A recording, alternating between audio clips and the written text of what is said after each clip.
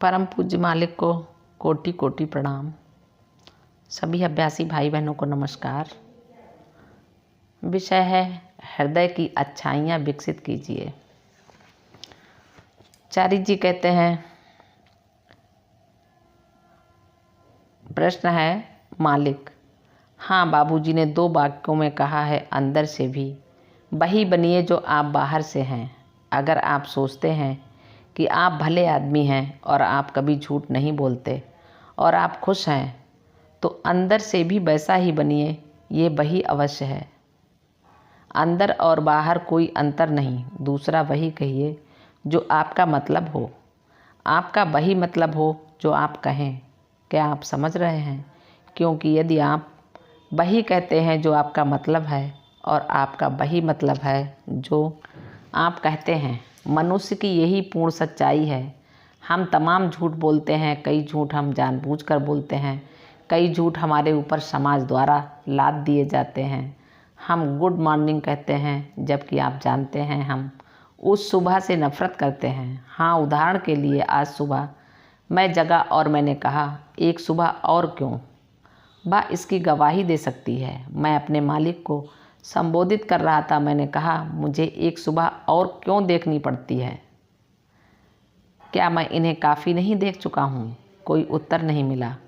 कोई उत्तर नहीं, क्योंकि उन्होंने कहा, अपनी सुबह और अपनी शाम और अपनी सेहत और अपनी खराब सेहत तुमने बनाई है। तुम जिम्मेदार हो, वह नहीं। वह का मतलब ईश्वर है। अगर आप विश्वास करते हैं कि हर चीज़ ईश्वर ने बनाई है और यह कि उसने उसे अच्छा बनाया है, आप जानते हैं बाइबल में यह कहा जाता है कि ईश्वर ने हर चीज़ बनाई है और उन्होंने पाया कि यह अच्छी थी। अच्छी का मतलब सुंदर या बदसूरत नहीं। इसका मतलब प्रसन्न और स्वस्थ नहीं। अच्छा, क्या यह सेब अच्छा है? हाँ। क्या इसका स्वाद अच्छा है? यह एक भिन्न गुण है। क्या यह लाल है? यह एक भिन्न गुण है। क्या यह छोटा है? यह एक अन्य गुण है। क्या यह अच्छा है? हाँ, यह अच्छा है। एक छोटा सेब अच्छा हो सकता है, एक बड़ा सेब अच्छा हो सकता है, हरा सेब अच्छा हो सकता है, एक लाल सेब अच्छा हो सकता है। अब हम सच्चाई का यह विचार भूल चुके हैं और हम दूसरे मूल्यों की ओर देख रहे हैं जो वर्णनात्मक हैं। साहब, कश्मीरी सेब बहुत खूबसूरत होते हैं, सुंदर लाल रंग के। हम एक लड़की का वर्णन नहीं कर रहे हैं, हम एक सेब का वर्णन कर रहे हैं। क्या सभी सुंदर लड़कियां अच्छी होती हैं? मुझे बताइए। क्या सारी अच्छी लड़कियां खूबसूरत होती हैं? नहीं। दोनों प्रश्नों के लिए, क्योंकि एक अच्छी लड़की कुछ भी हो सकती है। वह सुंदर लंबी लंबी नाक वाली गोरी मोहक हो सकती है, अथवा वह ठिंगनी काली सुशिक्षित हो सकती है, लेकिन ये अच्छी होती है। दिल अच्छा होता है। अब हम खूबसूरत लड़कियां चाहते हैं, शादी करते हैं, तब आपको पता चलता है साहब, वह नहीं चाहती कि मैं ध्यान के लिए जाऊं। भारी समस्या है। करीब करीब मिशन में 99% दंपतियों की यही समस्या है। या तो पति नहीं चाहता कि पत्नी सत्संग के लिए जाए, या पत्नी नहीं चाहती कि पति सत्संग के लिए जाए। क्यों? क्योंकि वे भूल गए हैं कि ध्यान करना अच्छा है। साहब, बहुत मुश्किल है। हर इतवार की सुबह वह चली जाती है। कोई काफ़ी नहीं, कोई अपितु एक हिंदुस्तानी नाश्ता नहीं, हमको होटल जाना पड़ता है। अगर आप जानते हैं कि ध्यान करना अच्छा है, आदमी और औरत के लिए ही नहीं, ये कुत्तों के लिए भी अच्छा है। आप समझ रहे हैं? तो हम ये विचार खो चुके हैं कि क्या अच्छा है। अब एक अच्छा आदमी क्या होता है? एक तेलुगु ब्राह्मण एक अच्छा आदमी हो सकता है, एक आदिवासी एक अच्छा आदमी हो सकता है। आप जानते हैं देव गौड़ा आदि ऐसा व्यक्ति है, एक अच्छा आदमी हो सकता है। पर हमने अपनी अच्छाई को परिवर्तित कर दिया, क्योंकि हमें शक्ति, पद और धन चाहिए। अतः हम अपनी अच्छाई को बेच रहे हैं उन बुरी उपलब्धियों के लिए जिन्हें हम हमेशा चाहते हैं, जिससे हमारी फ़ोटो समाचार पत्र में छपे और जब हम मरे हमारी मृत्यु का समाचार प्रकाशन पूरे पेज का हो। यद्यपि हम इसे देखने वाले नहीं हैं। आप जानते हैं, हम उन मूल्यों के साथ खुश होते हैं जिन्हें हम कभी नहीं जानेंगे। आपका बेटा तब भी आपको अप्पा या डैडी या जो भी हो पुकारेगा। प्रधानमंत्री का बेटे को मिस प्राइम मिनिस्टर नहीं पुकारेगा। वह उसे केवल बाबा या अप्पा या नाना गुरु पिता ही पुकारेगा। तो आप देखते हैं, हमें अवश्य अपने मूल विचार, अपनी मौलिक संपदा, सच्ची धन दौलत की अपनी धारणा को फिर से अपनाना होगा कि चरित्र का होना ही किसी चीज़ की अच्छाई है।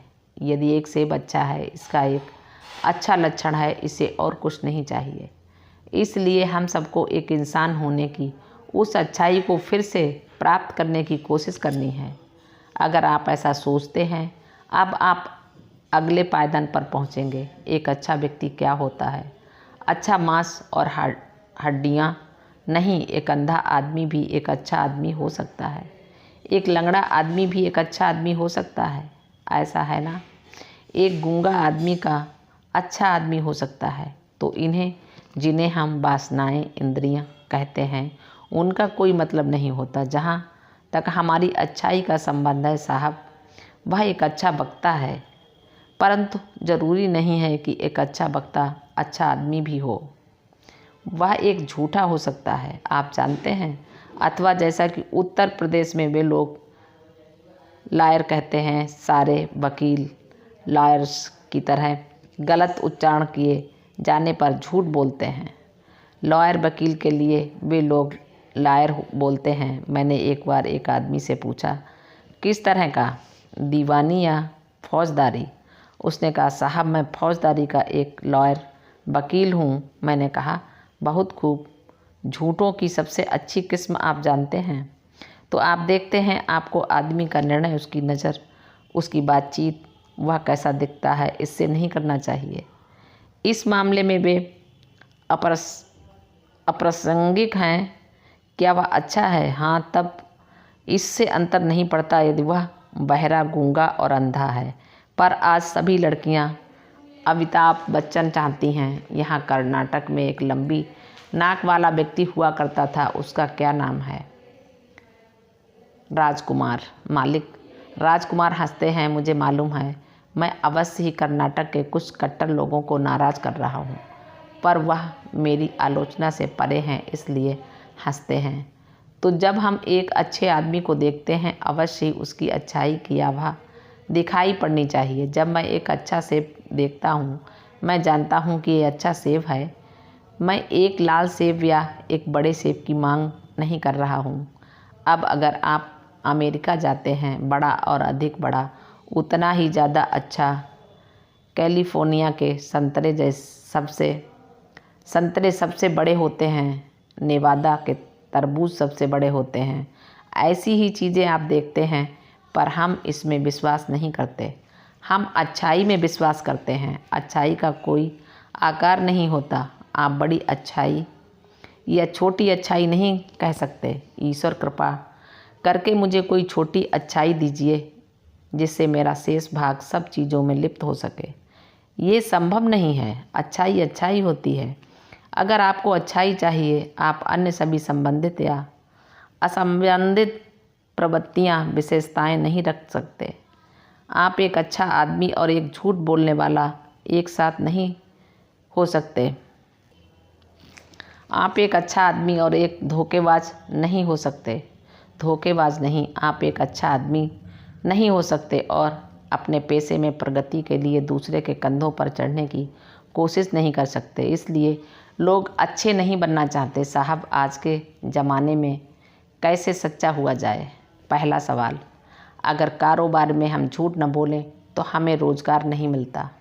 अगर हम झूठ नहीं बोलते, हमको रोज़गार नहीं मिलता। अगर हम मिलावट नहीं करते, हमें रोज़गार नहीं मिलता। ठीक है, तब अगर आपको अच्छा आदमी बनना है, व्यापार करना छोड़ दीजिए, कुछ और कीजिए।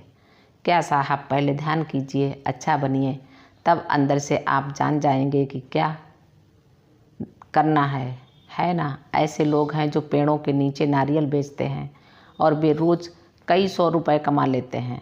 आप वह वैदिक पाठ देखते हैं। मालिक, इसलिए जब हम चरित्र निर्माण की बात करते हैं, वही अच्छाई हम फिर से हासिल करना चाहते हैं। चरित्र निर्माण का अपने आप को कोई मतलब नहीं होता। सहज मार्ग की समझ के अनुसार, आध्यात्मिक समझ के अनुसार व्यक्ति का चरित्र है उसका अच्छा आदमी होना। बाबूजी दुर्वासा की आलोचना किया करते थे। वह कहते थे महान संत, पर वह आपको साफ देते रहते थे। अब एक महान संत कैसे इस हद तक हर व्यक्ति को श्राप देता रह सकता है कि लोग उससे डरने लगें। आप हर व्यक्ति को श्राप नहीं दे सकते। और अगर आप रामायण महाभारत को इन धारावाहिकों को देखते हैं, भगवान कृष्ण आलोचना करते हैं वह कौन ऋषि है। अहिल्या के पति गौतम, उन्होंने कहा आप उसे अपने सारे जीवन भर पत्थर बने रहने के लिए श्रापित कैसे कर सकते हैं बिना उसकी किसी गलती के। यही क्रोध है। जब आप क्रोधित हो जाते हैं, आप सही और गलत न्याय संतुलन का अपना विवेक खो देते हैं। आप जानते हैं गीता में कहा गया है, जब आप में कामना होती है, कामात अभिजायते क्रोधो, इच्छाओं से क्रोध पैदा होता है, आप जानते हैं। और जब आप क्रोधित होते हैं, स्मृति विभ्रमा, सही और गलत का विचार करने की आपकी शक्ति समाप्त हो जाती है। स्मृति भ्रमसात बुद्धिनाश, जब सही अथवा गलत क्या है ये सोचने का मेरा विवेक चला जाता है। मालिक को प्रणाम। सभी अभ्यासी भाई बहनों को नमस्कार। धन्यवाद।